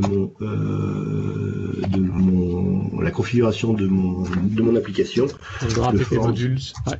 Voilà, le form module. Et ça, c'est une des extensions que tu as rajoutées qui te fait ça, ou c'est de base? Oui, c'est l'extension Angular. Ah, ok. Non, je parlais tout à l'heure. Et donc là, je vais faire un import. Tu sais que l'import, il te le fait tout seul si tu fais ce form module et tu es à la petite ampoule normalement. Ouais. Oui, mais moi, je sais pas pourquoi, là, il veut pas là. Oui, c'est peut-être parce que tu es dans l'app module, il se fait quand même dans l'app module la petite ampoule. Il me semble, ouais. D'accord. Maintenant, vous me faites hésiter. N'empêche, à force, tous les modules qu'on peut mettre dans l'app module.ts. Ouais. Et j'espère que la nouvelle version, elle vérifie aussi qu'il n'y a pas des modules qui ne me servent plus. Je suis pas convaincu de ça, parce que là, il me dit que j'utilise tout, ce qui est possible, hein, ceci dit. Hein. Parce que rien qu'avec matériel Angular, je me suis pas emmerdé, j'ai tout mis. Ouais. Je sais pas comment il fait après. Je sais pas si Richard sait, s'il ne fût-ce qu'à la compilation, s'il ne prend que ce dont il a besoin. Parce qu'au niveau des imports, tu sais, tu as toute la liste des Oui. Il filtre. Donc tu peux tout importer, ton code sera pas plus lourd en final, quoi. C'est toujours ce que je me pose comme question. Je pense pas. C'est toujours ce que j'ai lu, mais j'ai jamais été vérifié. Donc là, je compte sur vous pour vérifier. Bon, moi je compte sur Richard. Moi j'ai installé l'extension Richard, pas toi? Ouais, c'est Call Richard, c'est un truc comme ça. Ouais. C'est un bouton, tu cliques dessus, c'est un Call Richard. Moi je sais pas ce que ça envoie quand même. Et ça parle quand tu l'appelles? Là ça se connecte à ton code et tout. Je suis pas moi aujourd'hui. Mieux qu'un bot. Ouais. Mais comment faisait-on sans Angular, hein? Voilà. Donc là ici j'ai finalisé mon projet. Donc j'ai bien mon Amazon Cambo recherche, et si je regarde au niveau du network ici, on te dit qu'il trouve pas le réseau. Non. On dit que Search Club ce n'est pas une fonction. Ça c'est pas gentil ça. Search Club is not a function. It's very amazing. What's the problem? T'as bien tout sauvé? Bah, oui, mais t'as recompilé. Parce que dans problème, t'as toujours 1 en bas. Ah ouais, et MI, il y a zéro problème, in my application. Hein. Il dit que ton Home Component n'est pas inclus dans les modules. Il y est, ouais. Je comprends pas, il n'a pas installé l'application Sign-in, comment on appelle ça? Visual Studio Live Share, Richard. Je comprends pas. Je l'ai désactivé là pour l'instant. Moi je regarde toujours s'il y a personne qui travaille sur mon code. Ben non, je rêve, mais parfois, mais non. LiveShare, on en a déjà parlé effectivement dans un des épisodes précédents de DevApps, le retour de la build. Ça, c'est ce que je suis en train d'installer aussi dans la boîte où je commence ici là, un nouveau projet, pour notamment pouvoir partager et pouvoir répondre directement aux développeurs et aux questions, quoi. Ça va être pas mal. Tu as pu le tester quand même? Je l'ai testé, mais on va vraiment l'utiliser, en production. On va vraiment l'utiliser avec les devs, quoi. Donc on verra si ça marche, si ça passe, si ça... Oui, parce qu'avec Rémi, ça a marché, mais bon, là, avec des vrais devs, quoi. Avec des vrais devs, ouais. Dans une vraie société, avec un firewall et avec tout ce qu'il faut derrière. Tout ce qui pourrait planter. Tout ce qui pourrait faire chier le monde. Voilà. Bon, donc là, j'ai recompilé pour que ça fonctionne correctement. Donc là, j'ai une recherche, bête et méchante, là, et donc je fais la recherche et j'ai le résultat qui s'affiche. Donc c'est quelque chose qui est très moche. C'est le moins qu'on puisse dire. Ouais. Et donc, pour que ce soit plus joli, on va utiliser Angular Material. Putain, vous avez 4 clubs rien qu'à Cambo-les-Bains. Mais non, il y a 4 clubs, mais non, c'est 2 fois le même club, pardon. Il y a 2 fois le même club, et puis après, c'est deux autres clubs. Bien. Ils sont 30 habitants. Alors, la première chose qu'on va faire, c'est, je vous en ai parlé tout à l'heure, c'est la notion de schematics. Donc, la notion de schematics, ça permet de générer de créer des templates et d'appliquer ces templates dans vos applications. Donc, template HTML, on parle. De tout. Ça peut être des templates de tout. Là, par exemple, on va imaginer que notre application, on veut qu'elle soit jolie. Ça, c'est une première chose. La deuxième chose, on veut aussi qu'elle utilise que ce soit une application PWA, donc une Progressive Web App. Donc pour ça, il faut qu'on mette en place un service worker, il faut qu'on rajoute des icônes pour que ce soit joli, il faut rajouter un thème à notre page, etc. Donc on a un certain nombre de choses à faire qui peuvent être rébarbatifs. Et il faut surtout ne pas en oublier. Donc avec les schématiques, on peut rajouter on peut transformer notre application en une application PWA en tapant une seule ligne de commande. Donc pour ça, on fait un ng, donc toujours pour notre Angular CLI, et add. Donc ça, c'est la grande nouveauté de la version 6. Le add va permettre d'ajouter un schematics au sein de notre application. Et nous, notre schematic, c'est quoi? C'est Angular/PWA. Donc je tape juste ng add @angular/PWA.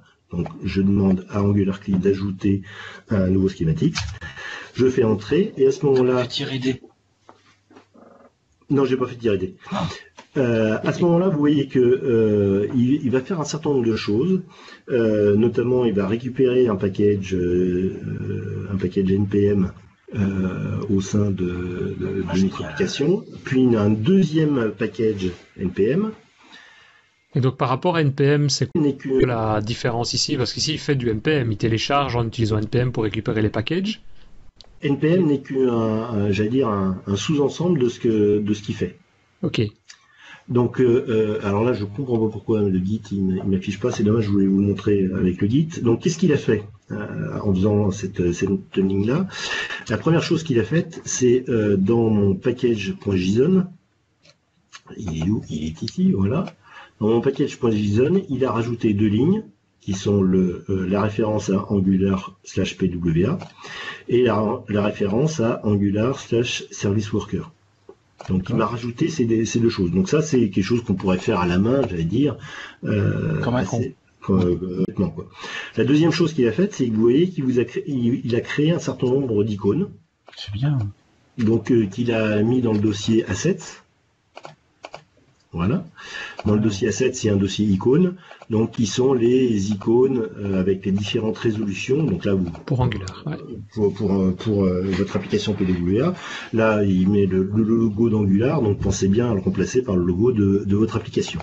Et ça, il a modifié aussi le fichier Angular.json pour pouvoir prendre en compte la présence de ces icônes. Donc, et la présence également d'un autre fichier qui est le manifeste de notre application. Donc c'est le manifeste.json. Donc il nous a bien rajouté ce fichier manifeste.json dans lequel on déclare quel est le nom de notre application, quelle est la couleur de fond, la couleur le thème de couleur de notre application, etc., etc. Donc ça c'est, si vous voulez, il met en place tout le cadre de notre application PWA. Sinon, il fallait se taper à la main avec l'application le site pwabuilder.com qui en fait refaisait ce manifeste JSON, etc., etc. Ouais. Okay. Et ici, tu as fait donc un ng add et tu as mis @angular/pwa. Comment on sait ce qu'on peut faire? Parce que là, tu as mis le PWA, ok, mais il y a quoi comme autre comme autre type. Je prends du NPM, tu vas sur le site de NPM et tu peux visualiser, voir tous les packages qui t'intéressent. Ici, comment tu sais ce qui peut être intéressant? Pour l'instant, c'est vraiment au tout début. Alors si tu veux, il y a les PWA qui peuvent être ajoutés de cette façon-là. Il y a également le package matériel Angular. C'est propre à Angular, alors ce repository, c'est complètement propre à Angular, oui. Ok. Ouais. Okay. Et donc pour l'instant après il y a comment créer des schématiques soi-même, et donc pour ça il faut mettre en place les outils, etc. Mais pour l'instant à ma connaissance c'est les deux seuls qui existent. Okay. Quand vous faites un ng generate un composant, il utilise ce mécanisme des schematics. Donc, pour l'instant, il rajoute qu'un seul fichier, mais on pourrait imaginer qu'il fasse des opérations un petit peu plus complexes, comme par exemple ce qu'on a fait avec le service, enfin le PWA. La dernière chose qu'il vous a rajouté, c'est le fichier de configuration de notre application PWA. Donc, c'est le ngsw-config.json. Okay. Il a rajouté tout ce qu'il fallait pour que le PWA fonctionne, quoi. Voilà, c'est ça, ouais. Donc ça c'est une première façon c'est une façon assez pratique pour rajouter une référence à votre application. Donc là on va rajouter maintenant le add, et là on va rajouter Angular Material. Donc je refais la même opération, donc un ng add et @Angular Material /Material. Donc là, il va aller chercher la toute dernière version qui est en version 6.2. Donc là, tous les outils d'ailleurs d'Angular et tous les packages sont passés en version 6 maintenant. Mm-hmm. Donc là, il met un certain temps pour se mettre en route. Et vous voyez que dans les modifications qu'il fait, non seulement il rajoute toujours dans notre fichier package.json la référence à Angular Material, mais vous voyez que il a également modifié notre fichier style.cs et notre fichier index.html. Si on regarde notre fichier index.html, vous voyez qu'il a rajouté une référence vers les icônes matérielles et vers les fontes, les polices de caractères, voilà, je cherchais le mot en français, de Google qui sont préconisés pour une application matérielle.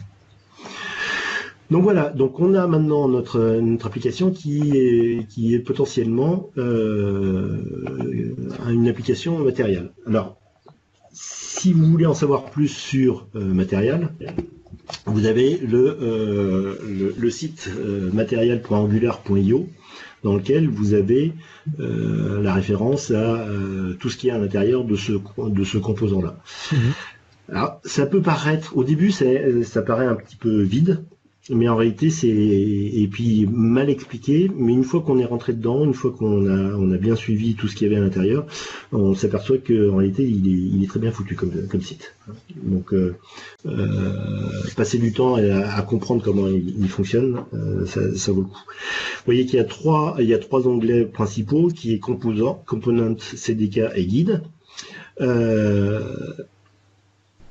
Component, donc c'est là où vous avez la liste des différents composants qui sont proposés par Angular Material. Donc vous avez des composants pour les contrôles des formes, des composants pour la navigation, où on a des menus, où on a un side nav. Vous avez également des toolbars.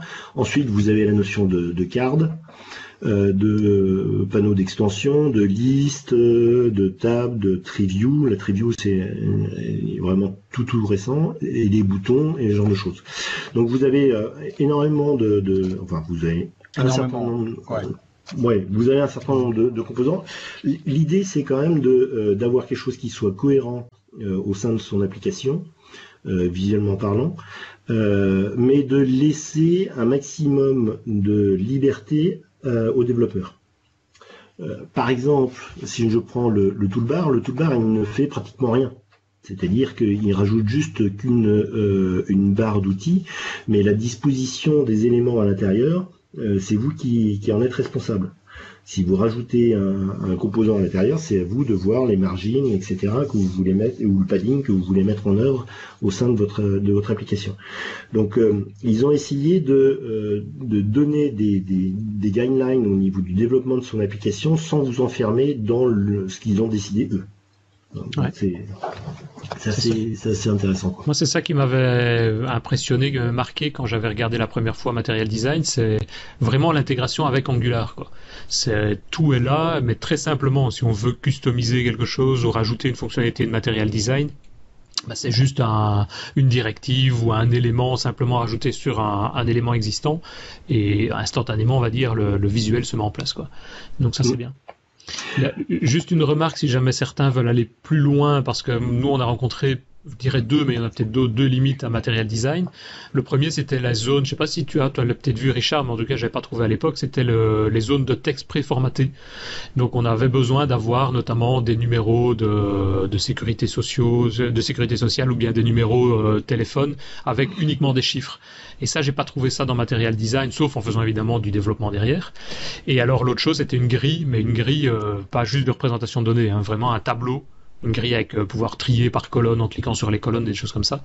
Et nous, on avait trouvé ça pour finir j'en ai parlé tantôt sur Telerik. Attends, j'ai vu, il y a Database, non Alors, tu as le composant table, dans lequel tu as la pagination, tu as le sorting, pardon, et tu as la sélection, le paging, le filtering, etc. Tu as ça qui existe. Ça convenait pas, Denis? Non, celui de Telerik va beaucoup plus loin. Notamment, par exemple, tu peux faire des regroupements par colonne. Donc, tu as une zone au-dessus, tu peux dire, tiens, je vais regrouper par pays, et il va te faire une liste avec des éléments et des sous-éléments. Donc, l'élément, c'est le pays, et des sous-éléments qui sont en dessous. Évidemment, ça dépend des besoins. Hein. Telerik, c'est payant, enfin, du moins pour des versions professionnelles. Material Design, c'est gratuit, et si ça convient... c'est pour ça qu'au départ, on était parti là-dessus, et puis on a dû changer en dernière minute quasiment pour passer sur un... Tu n'as pas eu de problème de mélanger les deux, Material Design et Telerik, des composants Telerik? Non, mais pour finir, on va tout passer on n'a pas eu de problème dans la phase de test, en tout cas. Moi, je suis un peu dans le brin là avec Bootstrap, avec quoi j'avais commencé, et ensuite j'ai mis du Material Design, je suis revenu à Bootstrap, ce qui fait que c'est un peu le foin au niveau de certains effets visuels de Material Design que j'ai totalement perdu, que j'arrive pas à retrouver. Ben, ce que nous on a pris dans Bootstrap, c'est uniquement l'aspect positionnement. Donc les MD, les MD call 6, etc. Mais on a enlevé tout le reste. Dans les customisations de Bootstrap, tu peux demander de n'extraire que ce morceau-là.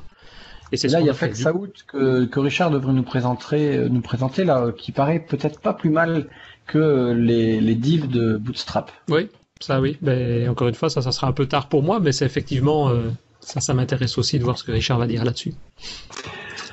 Bien, donc la première chose que j'ai faite là, c'est que mon input, donc au sein du formulaire de recherche, mon input, mon tag input, je l'ai encadré par un mat-form-field.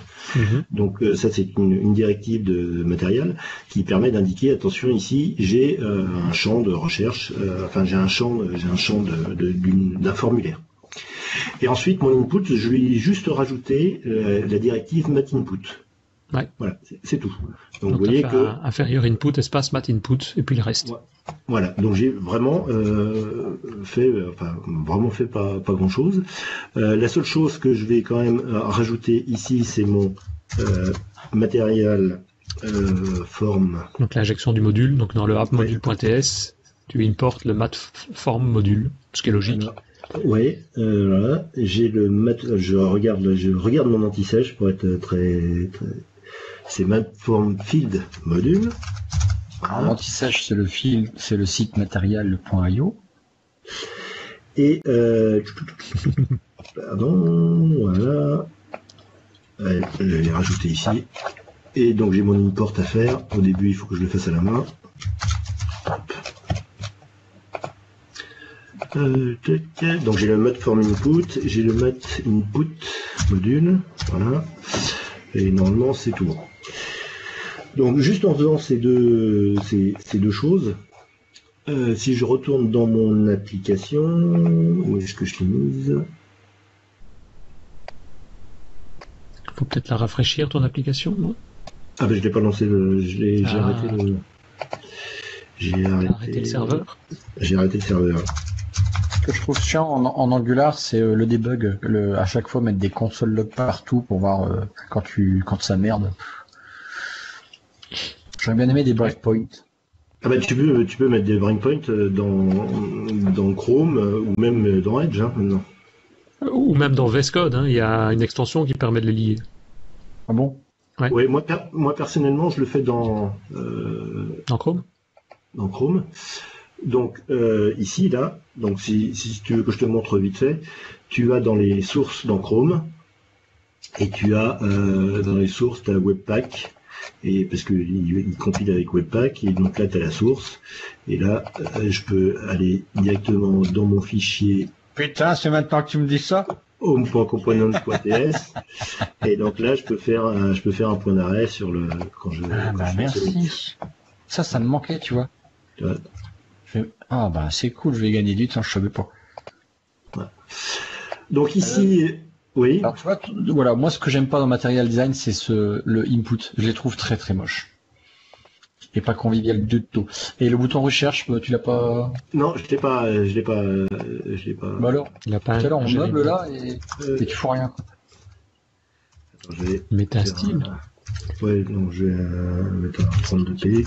Tu chipotes, je trouve, tu chipotes. Non, pour qu'on le voit mieux quand même. C'est pas ici que je voulais mettre. Ce que voulait Richard, c'était que le bouton se retrouve dans Matte Form Field.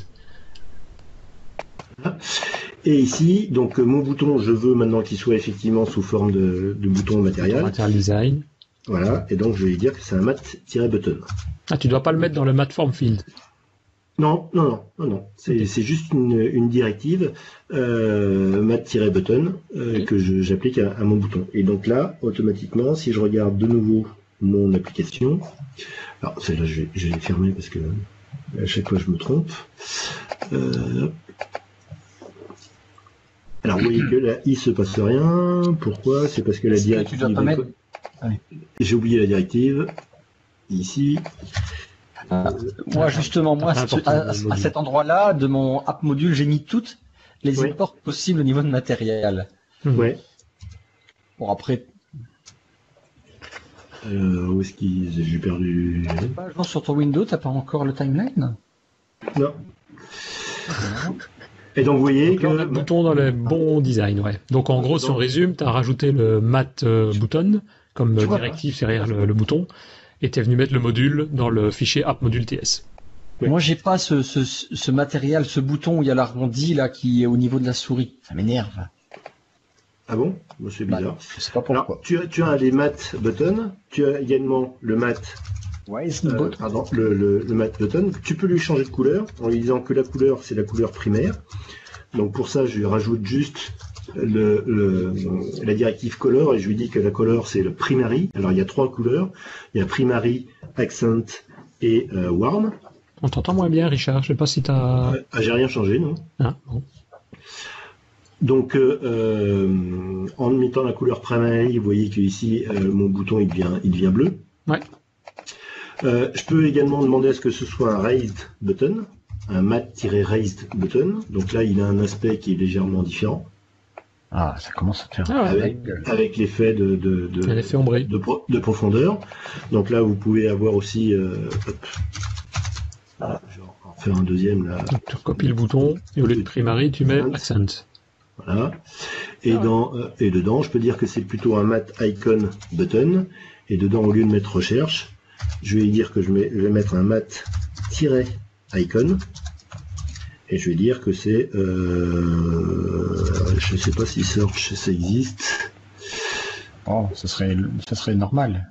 Ouais, alors déjà, encore une fois, il y a la directive. Ah oui, il faut rajouter mat-icon, donc forcément, il faut rajouter le module mat-icon module. Oui. Voilà, et on a un bouton search qui apparaît. Wow. Qui est en couleur rouge rosé, comme tu avais choisi la couleur accent. Et si tu peux mettre un mat, je sais pas si ça existe, mat label à côté de ton bouton? Ça existe pas? Peut-être, je sais pas. Mais je pense que tu peux mettre, t'as un mat icon qui représente l'icône, mais à côté tu peux écrire, non? Oui, c'est ce que je dis. Un mat label, il y aurait pas? Voilà. Ah non, tu peux mettre comme ça direct. Voilà. Ah, ok. T'as coucou, t'as la loupe de recherche avec le coucou à côté. C'est génial. Voilà. Ouais. C'est vrai que pour tout ça, c'est quand même plus simple, c'est plus facile. Ouais. Enfin, plus simple, on va utiliser Bootstrap, tu vas avoir aussi des trucs tout aussi amazing. Hein. Oui. Ouais. La chose aussi que tu as, c'est ça, par exemple. C'est-à-dire que le placeholder, quand ta zone de recherche est vide, le placeholder est à l'intérieur de la zone de recherche, et dès que tu tapes à l'intérieur, il y a un effet d'animation et le placeholder se décale vers le haut. C'est bien aussi, oui, t'as raison. Ah ouais. Il y a une autre chose également qu'on peut mettre en place ici, c'est des mat-int. Donc c'est des astuces. Et donc ça rajoute en dessous la notion d'astuce. D'accord. Bon, t'as tout un tas de choses comme ça. Tu peux également donc cette zone donc le placeholder là, tu peux aussi déterminer comment il se comporte, c'est-à-dire que tu peux dire que je veux pas qu'il apparaisse au-dessus quand on clique dedans. Donc tu as ces floats, je sais plus quoi, comme directive qui permet de contrôler ça. Mais donc, il y a rien que pour les boutons, tu as énormément de choses, de possibilités, et qui permettent de véritablement d'avoir changer le fonctionnel, on va dire, la manière dont ça s'affiche et que ça travaille. Donc, une autre chose qui existe également à l'intérieur de matériel, c'est la notion de card. La notion de card, donc c'est la directive, c'est mat-card. N'oublie pas de le rajouter dans le module. Oui, je vais essayer de le rajouter dans le module. Donc là, pour l'ensemble de mes résultats, le résultat de club, je vais les afficher sous forme de carte. Hein, je vais lui rajouter un style, par exemple, pour qu'ils ne soient pas les uns sur les autres. Avec une petite marge, style marge 8 pixels. Voilà, 8 pixels. Et donc je vais dire que mon content title, carte title, voilà, c'est le nom de mon club. Ouais. Donc le titre. Le titre de la carte, ouais. Et ma carte. Ma carte et quoi? Content. Voilà. Et là je vais mettre le club. Le code du club. Le code du club. Bon. Voilà. Ouais. C'est pas le truc du siècle, mais bon. T'as trop de livres, je crois. Ouais. Et il faut que tu rajoutes.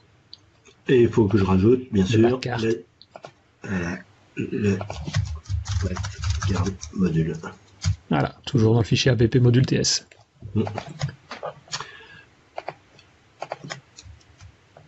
Voilà, et quand je recherche, voilà, j'ai sous forme de carte. Ah ouais. J'ai mon écran qui est pas terrible. Mais ça c'est mon écran, donc qui fait ça. Donc on peut faire plein de choses comme ça avec matériel. Je vous montrerai mon application là sur laquelle je suis en train de travailler tout à l'heure, où il y a pas mal de choses qui sont utilisées, comme par exemple des accordéons, ce genre de choses quoi. Et une chose aussi, c'est qu'on peut très facilement changer de thème au niveau de son application. C'est-à-dire de passer d'un thème de couleur à une autre, c'est quelque chose qui est très facile à mettre en œuvre.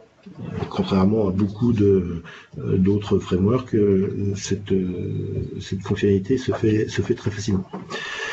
La dernière chose que je voulais vous montrer aujourd'hui, c'est vous voyez qu'au niveau de la mise en forme de notre application, c'est pas encore ça.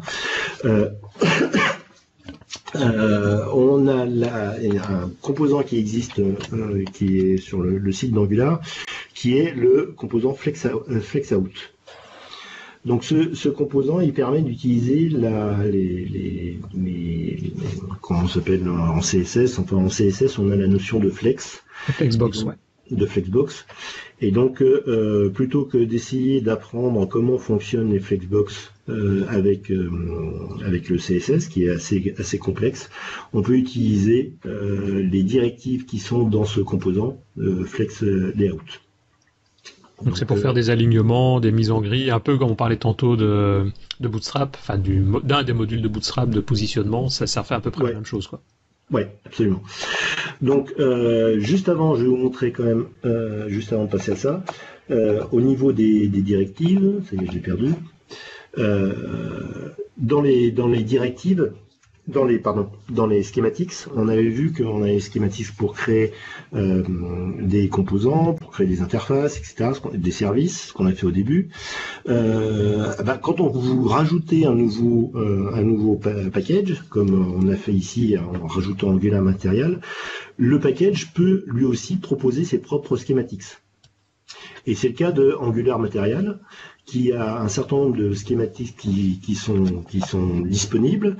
Alors pour savoir quels sont les schématiques qui sont disponibles, il faut aller à l'intérieur du composant. Donc on va dans le node module, Angular, et ensuite dans Angular Material. Voilà. Et il y a un dossier qui s'appelle Schematics. Et ici vous avez un collection.json. Et donc c'est là où sont déclarés l'ensemble des schématiques possibles que rajoute Angular Material. Donc là, vous voyez que vous avez un schématique qui s'appelle Material Dashboard, un qui s'appelle Material Table et un autre qui s'appelle Material Nav. Donc c'est l'ensemble des schématiques, des templates, si on peut dire, qui sont utilisables avec Angular Material. Donc là, je vais vous montrer un exemple.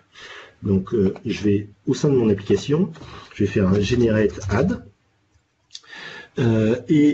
pardon, pas un generate add, je vais un ng generate, pardon. Donc je veux générer quelque chose, et au lieu de faire un ng generate C pour composant, I pour interface, ce genre de choses, je vais dire que c'est un Angular / Material, Material nav. Là, on avait vu que dans le fichier collection.json, on avait ce template qui s'appelait Material nav, et je vais lui donner un nom, name, et je vais l'appeler nav.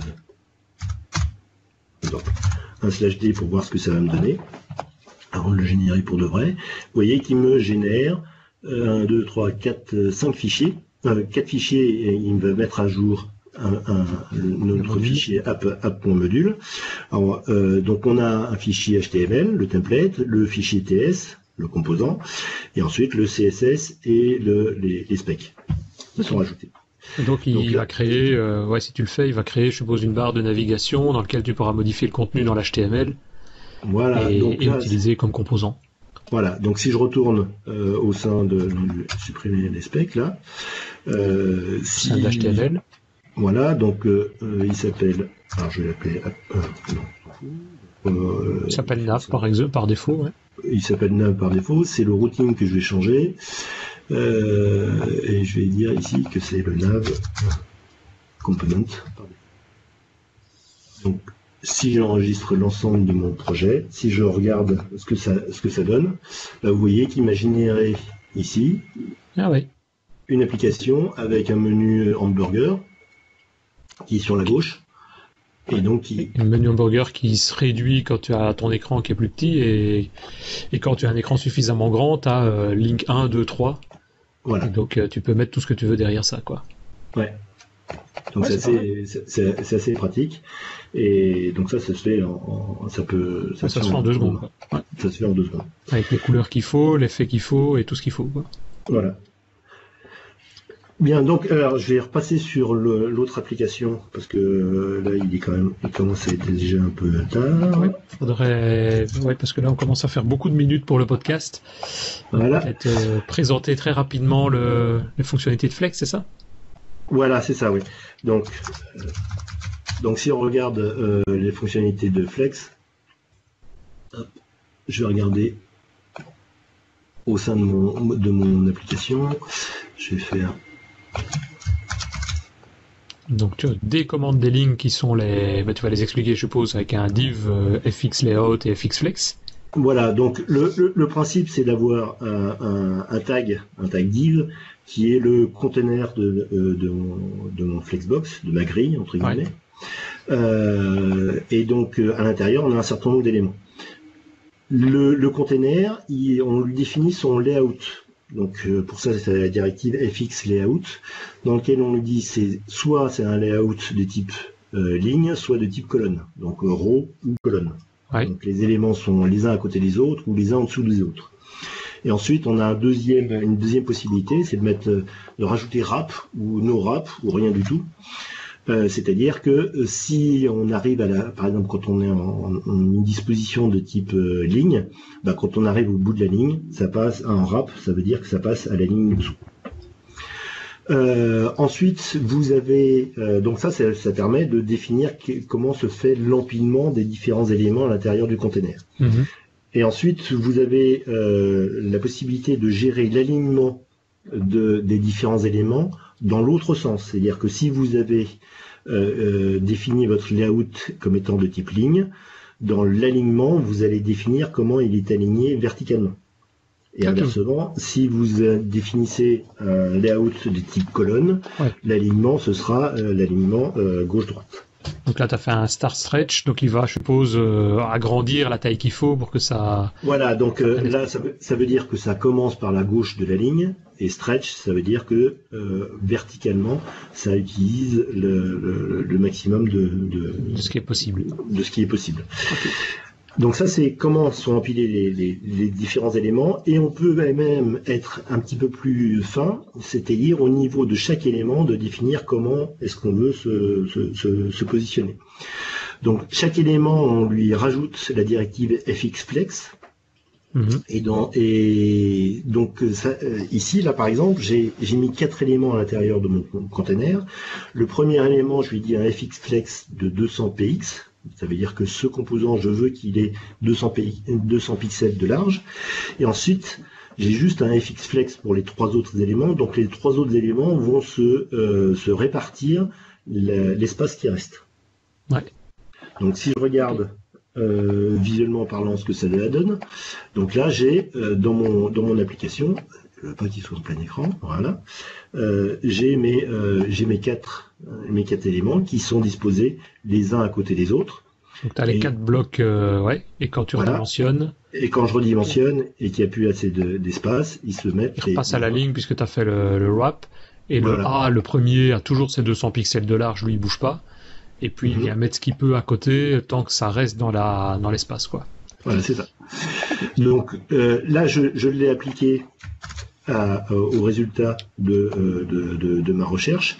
Donc j'ai créé un FX layout de type ligne, donc ils seront les uns à côté des autres, et vous voyez que j'ai rajouté des directives où en mode normal, j'allais dire plein écran, chaque élément de résultat de ma recherche utilisera 25% de la largeur. En revanche, si on est en dessous de la taille MD, c'est comme en Bootstrap, on a un certain nombre de points de dimensionnement. Donc on a SM, MD, XS, comme dans Bootstrap. Ici, là, je dis que si ma dimension est plus petit que MD, ça utilisera 50% de l'espace. Et après, en XS, ça utilise 100%. 100%. Donc on a les directives LT-MD. Donc LT, c'est pour lower than. Ok. Donc si c'est lower than MD, c'est 50%. Et il y a également la même chose dans l'autre sens, c'est-à-dire qu'on a greater than MD, qui est GT-MD. Donc le résultat de mon application, je vais y arriver. Il faut que tu enregistres, oui. Il faut que j'enregistre tout. Voilà. Donc si je recherche... Comme tout à l'heure, on avait des cartes, et ici les cartes apparaissent l'une à côté des autres. On a un 4. Ouais. Donc quand je diminue, là... une certaine taille, il n'y en a pas 4, il y en a plus que 2 avec 50%, contrairement à 25% tout à l'heure. Voilà, et quand je rediminue... encore... Il passe on trouve à la queue leu en colonne, quoi, ouais. Les uns sous les autres. Ouais, avec 100%, ouais. Ouais, c'est pas mal. Ouais. Ça, c'est des choses qu'on ne sait pas faire avec, je connais pas suffisamment, mais avec Bootstrap. Si, avec Bootstrap, on peut le faire aussi. Oui. Quel est l'avantage pour toi de Flex par rapport à Bootstrap? Par rapport à Bootstrap, on n'a pas la dépendance de Bootstrap, puisque ici, là, on utilise vraiment, c'est du CSS pur.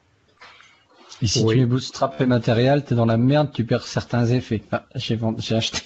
Non, mais moi je suis convaincu hein, là par rapport à Bootstrap, je trouve que c'est plus fin que Bootstrap. Hein. Ça va un peu plus loin quand même. Je vous fais confiance. Moi je connais pas suffisamment, donc ok. Moi, ouais. Alors je vais vous montrer ce que ça donne. Enfin, une application réelle. Une application réelle, voilà. Hop. Donc là, tu viens d'ouvrir un autre fichier de travail, je suppose, et tu fais simplement un ngserf. Voilà. Et donc là, il compile. Il est sur le même port, non? Sur le port 4000? Non, il est sur le port 4000, si je ne m'abuse. Localhost 4000. Je vais attendre qu'il est fini. 92%, donc ça va bientôt arriver. Et voilà. Et donc la page s'affiche. Waouh. Avec des effets d'attente, avec... Oui, donc on a des effets d'attente. On a ici la possibilité, donc on a la zone de recherche qu'on avait tout à l'heure. Donc avec ici on a les pop-up. On a ici à regarder, là je vais Cambo-les-Bains est dans les favoris de mon application. Wow. Donc je peux le supprimer des favoris, regardez en bas, j'ai un pop-up qui arrive. Ah ouais, je sais faire. Oui, d'accord. C'est à l'intérieur directement de matériel. Donc tout ça, c'est des composants matériel design, ça. Voilà, absolument. Et ce que je vous disais tout à l'heure, c'est qu'on a la notion de thème qui est très très simple. Donc ici, donc j'ai appelé les différents thèmes, puisque c'est une application de tennis, suivant les différents cours de tennis. Non, tournoi du Grand Chelem. Donc là, on a le thème Roland Garros, et si je passe au thème Wimbledon. Amazing! Oh, the class of the world! Wow. Et donc ça, donc vous voyez que changer c'est relativement simple, mais créer un thème c'est aussi très très simple. Ah d'accord. Donc je vais vous montrer comment créer un thème. Donc c'est là où on utilise justement le SCSS. Donc à l'intérieur de mon application j'ai mes thèmes, voilà. Thème donc SCSS, ouais. Pour créer un thème, il faut définir la couleur primaire. La couleur d'accentuation et la couleur de warning, quoi. Et ensuite, on va créer le thème RG, qui va être un thème light, et qui utilise ces trois couleurs. Ah, donc lui, il va trouver les autres couleurs, quoi. Donc ce que tu viens de dire, en fait, c'est que tu définis des variables, une variable $RG primary, $RG accent, etc. Et tu as le $RG thème, qui va construire, je suppose que le matLightem, c'est une sorte de fonction dans SCSS. Oui, c'est une méthode. Voilà. Et tu lui donnes les trois couleurs, en gros, les trois couleurs de ton thème, trois couleurs principales, et lui va générer tout ce qu'il faut derrière pour que ça ce look-là. Voilà. Alors, je dis que c'est des couleurs, en réalité, c'est une palette que l'on définit. On définit une palette primaire, une palette secondaire, etc. Alors ça, il faut aller sur material.io. Si vous allez sur le material.io, en fait, ça marche bien à partir du moment où tu passes pas par un designer.io qui va te faire le design avant. Oui. C'est-à-dire, tu lui dis voilà les couleurs, voilà les styles que ça va avoir, et là, à ce moment-là, c'est plus rapide de le faire de cette manière-là, quoi. Ouais. Et donc là, material.io/design. Oui, s'il veut marcher. Il y a un endroit où il y a les palettes de couleurs. Et donc, ces palettes de couleurs, on les retrouve, voilà, hop. Color system. On va y arriver. Voilà, donc là vous avez l'ensemble des couleurs qui va arriver. Où est-ce qu'elles sont? Primary color, ouais. C'est la fin, je crois. Voilà. Donc vous voyez, donc ils ont défini la couleur cyan, et dans cyan, il y a cyan 100, 200, 300, etc. Donc c'est ça que tu utilises le mat palette tu vas directement piocher le numéro. En fait, je pensais que mat palette c'était tu jouais sur la luminescence en fait de ta couleur, mais pas du tout. Tu vas piocher directement. Directement, oui. Et donc tu peux dire, par exemple, si je reprends dans mon thème là, ici par exemple pour Roland Garros, j'utilise le mat orange comme couleur, mais avec l'option 900. Ouais, donc si je regarde les oranges, je sais plus où ils sont dans les différentes couleurs là. Et là on va retrouver le orange et le orange 900. Voilà, orange 900 c'est celui-là. Ouais, mais dis-moi, tu aurais quand même pu directement mettre une couleur RGB différente, une de ton choix, ou comme on voit les codes hexadécimales à droite, non? Alors j'ai jamais essayé. D'accord, mais ce serait pas. J'ai jamais essayé. Je suis pas sûr du coup parce que justement, ce que tu définis, c'est pas une couleur, c'est une palette. D'accord. Et donc, je pensais que c'était comme Christophe, que c'était la couleur de base. Quand tu mets un mat orange 900, que tu lui donnais une couleur de base orange avec telle teinte, et puis que lui après il calculait le reste. Non, parce que là ici, le mat palette, ça renvoie à un tableau en réalité. Hein. Donc si vous regardez le code à l'intérieur, mat palette, c'est un tableau avec des clés pour accéder aux différents éléments à l'intérieur. Ok. Voilà. Je sais pas s'il y avait d'autres choses. La prochaine fois, ça serait pas mal que tu nous montres pour Angular le template Fluent Design qui existe. Ah, ils l'ont pas encore fait, pardon. Je me doutais qu'il allait dire une connerie. Ça me plairait qu'il crée aussi le Fluent Design sur le web, finalement. Oui. Alors que quand on regarde Material, donc Material, il y a tous les outils qu'il faut pour les applications Android. Il y a également Material Design, mais pour les applications web bêtes et méchantes, pas Angular. Et vous avez Material Design pour Angular. Donc ils mettent vraiment tous les outils à disposition des développeurs pour mettre ça en œuvre. Quoi. Superbe. Magnifique. Eh ben très bien. Moi je pense que c'est plus qu'un tour d'horizon, c'est vraiment développer une application et voir le détail de tout ce qui a été mis en place pour qu'elle puisse fonctionner, pour qu'elle puisse tourner et autres. Donc, j'ai appris pas mal de trucs en tout cas, malgré que je te dis que ça fait que quelques semaines avec lesquelles je travaille avec ça, mais donc ça permet de voir un peu pour la suite quoi. Je sais pas si toi Richard, il y avait d'autres points que tu voulais signaler ou d'autres choses, non? Non, pour toi Christophe, je sais pas ce que tu en penses. Est-ce que ça Moi je suis Maître Richard, non, c'est bien. Là, je suis convaincu sur Flex. J'hésitais. En fait, j'ai vraiment hésité. J'ai tâtonné avec Bootstrap, avec Material. Puis parfois, j'ai un peu tout mélangé. Bref, je pense que je vais lâcher Bootstrap, sincèrement. Alors, ce qu'il faut savoir dans le projet Flex, c'est que, alors j'ai pas vu je vous ai pas montré comment le rajouter, mais là on est obligé de le passer par une référence NPM traditionnelle, hein, donc rajouter NPM dans le package.json la référence à Angular Flex.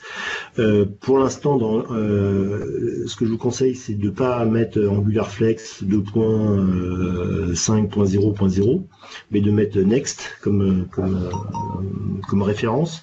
Alors pourquoi Next? Parce que dans la version 5, on est toujours avec RxJS 5, alors que dans la version Next, on est en RxJS 6. Oui, je suppose qu'on peut pas combiner les deux, puisqu'Angular version 6 a besoin, oui c'est ça, il a besoin de la dernière version, donc. Et puis, et la deuxième chose, c'est que dans Flex Layout, ils sont en train de rajouter, c'est vraiment assez récent, le support du grid system. Donc, vous savez qu'il y a en CSS, il y a deux technologies entre guillemets qui s'affrontent, on va dire. Vous avez soit les Flexbox, soit le grid system. Et donc dans Angular Flex Layout, là pour l'instant il y a le Flexbox qui sont supportés à 100%, et il y a le grid system qui est en train de se mettre en place. Au niveau compatibilité, tu sais si c'est compatible, parce que ça c'est une des demandes chez nous aussi, avec des plus vieux navigateurs, notamment IE11. Alors IE11, il y a un petit astérix. Alors donc si on va sur le Angular Flex, je vais retourner sur le site d'Angular Flex. Je sais qu'il y a un petit astérix pour Angular. Il y a un tableau de comparaison. Ah oui, voilà, il y a un tableau de comparaison. Et il y a un petit 4. Support partiel dû à des bugs existants. Ok. Donc faut aller voir les issues pour ça. Ouais. Ok. Bon, à voir si les issues en question sont pénalisantes ou pas et si on a besoin de ça. Très bien. Eh ben, je pense, messieurs, qu'on a fait plus qu'un tour sur ça, mais ça peut être très intéressant, puisque, comme on le disait, je pense qu'on est tous, nous, en train de le voir, et je pense qu'il y a beaucoup de personnes qui sont en train de voir qu'Angular prend énormément d'essor dans tous les aspects web. Je pense que c'est ça devient presque incontournable pour tous les aspects graphiques sur des nouveaux projets, en tout cas. S'il n'y a pas d'autres points, juste peut-être 2 choses moi à rajouter, c'est qu'on a commencé depuis quelques semaines à mettre en place un site tipeee.com, donc n'hésitez pas, il n'y a pas encore énormément de personnes qui sont inscrites sur le site, donc si vous avez envie de nous soutenir, parce que mine de rien un podcast ça coûte un peu d'argent, ne fût-ce que pour l'hébergement et puis pour acheter des nouveaux micros qu'on en aura besoin. Avec le salaire de Richard, on est mort alors. Ouais, voilà, mais on l'a exclu Richard du salaire, donc il n'y a pas besoin. Donc si ça vous intéresse, c'est tout simple, tipeee.com, donc tipeee.com/devaps, et vous mettez ce que vous voulez, 2 €, 3 €, 5 €, 25 € sur envie, une fois ou à chaque fois qu'on publie un épisode, peu importe. Et alors dernière chose, mais ça concerne plus Christophe, c'est le Slack. Vous avez envie de discuter avec nous, de poser des questions à Richard en live, puisque comme c'est un bot, il va vous répondre dans la seconde qui suit. Oui. Voilà. Et donc, pour ça, vous envoyez simplement un email sur l'adresse slack@devaps.be. Exact, Christophe ? C'est exactement ça. Et alors là, on vous répond aux heures de bureau. Voilà. Oui, parce que là, c'est Christophe qui reçoit le mail et c'est lui qui fait l'enregistrement sur le portail. Et donc on sera ravis en tout cas de venir se rejoindre avec tous les autres membres qui sont déjà présents et avec qui on discute régulièrement de techno, de dev et de nos problèmes et de vos problèmes éventuellement. Donc venez voir, ça ne coûte rien, c'est gratuit et donc ça permet en tout cas de suivre un petit peu toutes nos évolutions là-dessus. Mais voilà, je pense qu'on a fait encore une fois un très gros épisode, je sais pas combien on va arriver de temps, mais à mon avis on n'est pas loin des presque 1h30, 1h40 de podcast. Donc s'il n'y a rien d'autre, messieurs, je propose de clôturer ici. Oui, je voulais moi juste rajouter ce que tu disais tout à l'heure en off, c'est que sur la chaîne YouTube, on est à 993 abonnés. Voilà, plus que 7 abonnés, on va arriver à 1000. Je sais pas ce qu'on fait quand on arrive à 1000, mais on est content. Je vais abonner ma fille. Ma fille, je vais lui dire d'aller cliquer sur abonner. Ouais, c'est cliquer sur le lien abonné et cliquer sur la cloche. C'est ça qu'on dit pour recevoir automatiquement les notifications. Et vous serez averti des notifications des podcasts aussi. Bien. Voilà. Eh ben... Allez, voilà, sur ce, à bientôt tout le monde. Un prochain épisode d'ici 3 semaines. À bientôt. Salut. Salut.